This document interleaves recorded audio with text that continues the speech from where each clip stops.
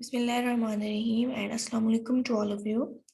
Today we are going to start our lecture 2 and chapter 3, that is the phrase and the clause.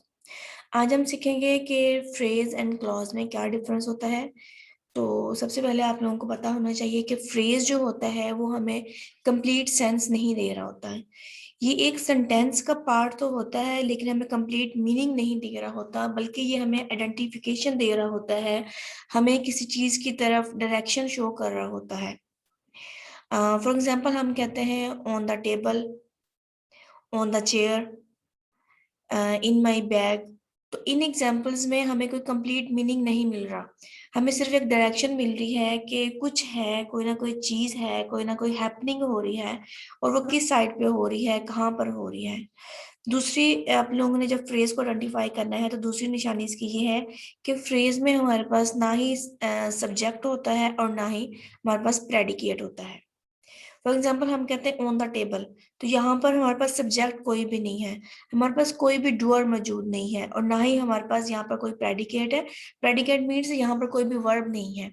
On the table just हमें यहाँ पर एक direction दी जा रही है कि कुछ ना कुछ है जो कि टेबल के ऊपर है।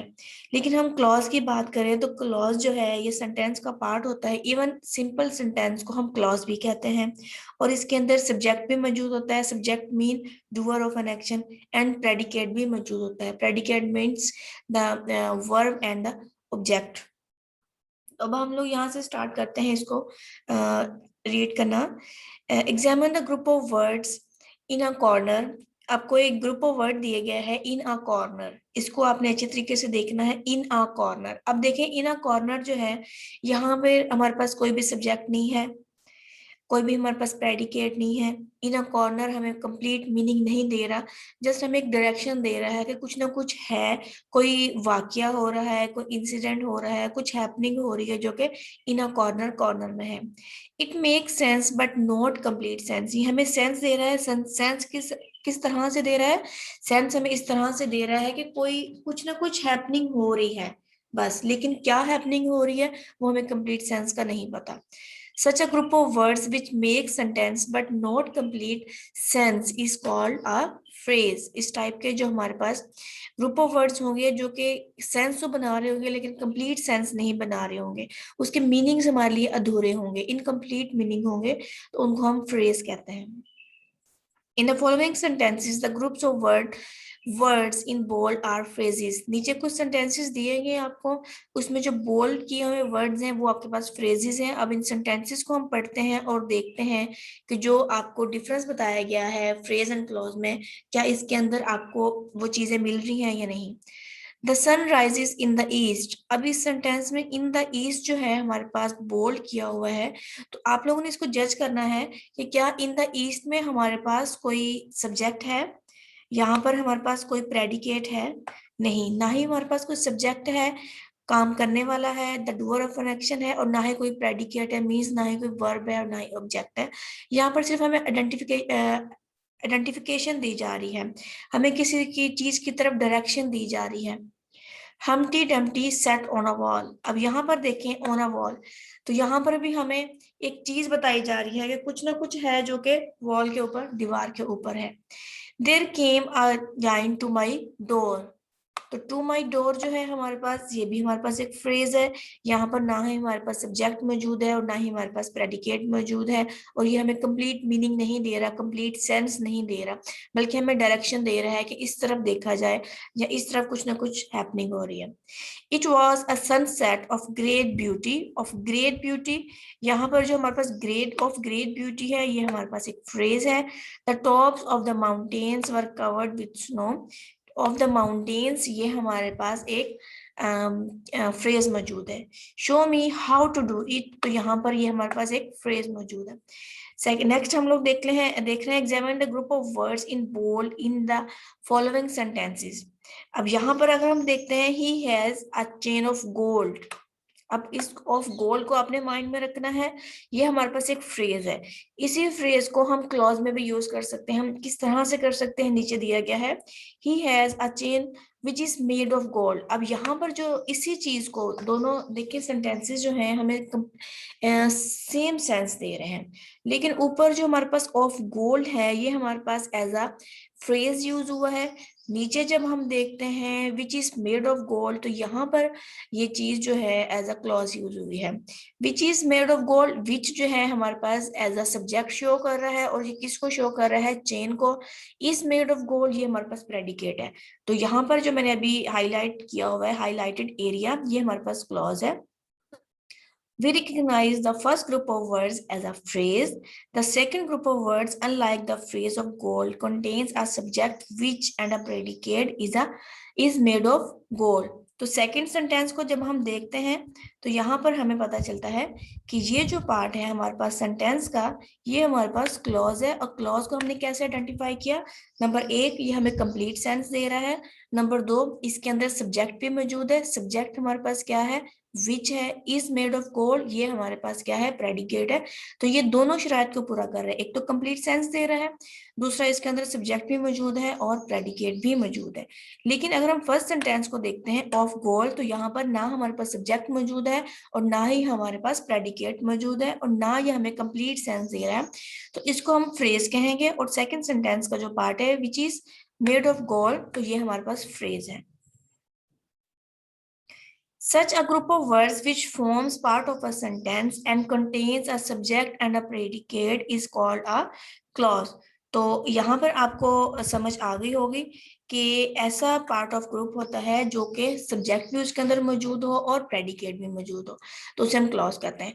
अब कुछ स्टूडेंट्स पूछते हैं कि मैम हम लोगों ने इसकी डेफिनेशन कैसे याद करनी है, कॉन्सेप्ट तो हमें समझ आ गया, तो इसकी डेफिनेशन के लिए मैं हाईलाइट कर रही हूँ इस एरिया को, इसको आपने तैयार कर लेना है। A group of words which forms part of sentence, words का एक ऐसा ग्रुप जो कि सेंटेंस का हिस्सा होता है और वो कंसिस्ट करता है, मुश्तमिल होता है सब्जेक्ट के ऊपर एंड प्रेडिकेट के ऊपर। जिसमें सब्जेक्ट और प्रेडिकेट होंगे, कंप्लीट सेंस देगा, वो हमारा क्लॉज कहलाएगा। तो ये हमारी क्लॉज की डेफिनेशन है। ऊपर आप लोगों को मैंने फ्रेज की डेफिनेशन भी बताई है, उसको मैं हाईलाइट कर देती हूँ अगेन से।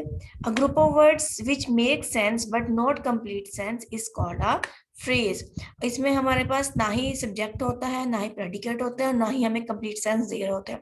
ये बात आप लोगों को वैसे भी इसकी डेफिनेशन से ही क्लियर हो जाएगी कि जिस चीज में हमारे पास ना ही सब्जेक्ट है और ना ही प्रेडिकेट है, तो वो कंप्लीट सेंस कैसे दे सकता है, जब तक सब्जेक्ट और प्रेडिकेट ही मौजूद नहीं होगा। नीचे कुछ और एग्जांपल्स दी हुई हैं, हम इनको देख लेते हैं तो मजीद आप लोगों का कॉन्सेप्ट क्लियर हो जाएगा। In the following sentences the group of words in bold are clauses.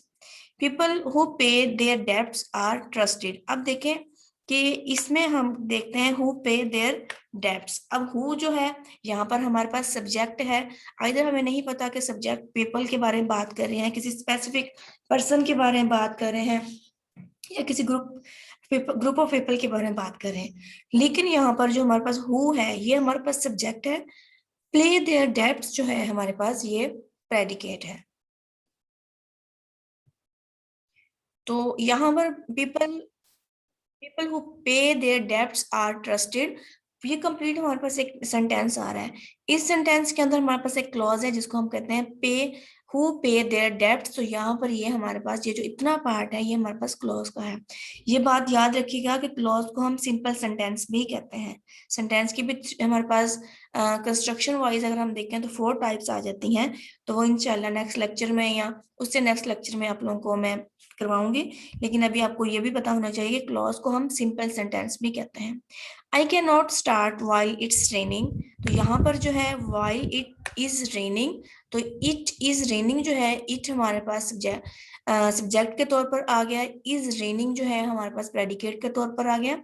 I think that you have made a mistake. तो यहाँ पर हमारे पास ये एक क्लॉज आ गया जो कि एक सेंटेंस के अंदर भी मौजूद है।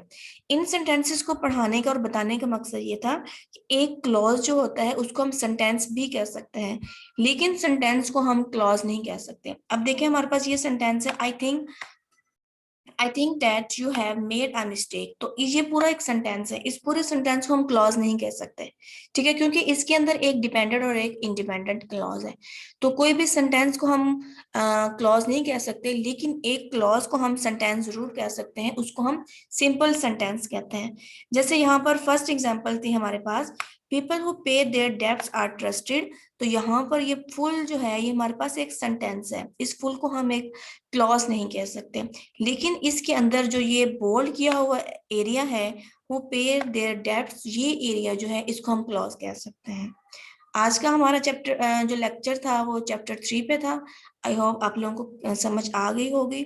इसको सब्सक्राइब कीजिएगा, लाइक कीजिएगा और शेयर कीजिएगा, ताकि आपके बाकी जो फ्रेंड्स हैं, आपके फेलोज हैं, उन तक ये इंफॉर्मेशन, ये इंफॉर्मेटिव लेक्चर जो है कन्वे हो सके, वो भी इससे मुस्तफीज हो सके। और आप लोगों की कोई भी क्यूरीज हो, कोई भी टॉपिक हो जो आप लोगों को समझ ना हो रहा हो, आप लोग कमेंट बॉक्स में बताइएगा मुझे, इंशाल्लाह मैं उसके ऊपर भी वीडियो बनाऊंगी। तब तक के लिए अल्लाह हाफिज।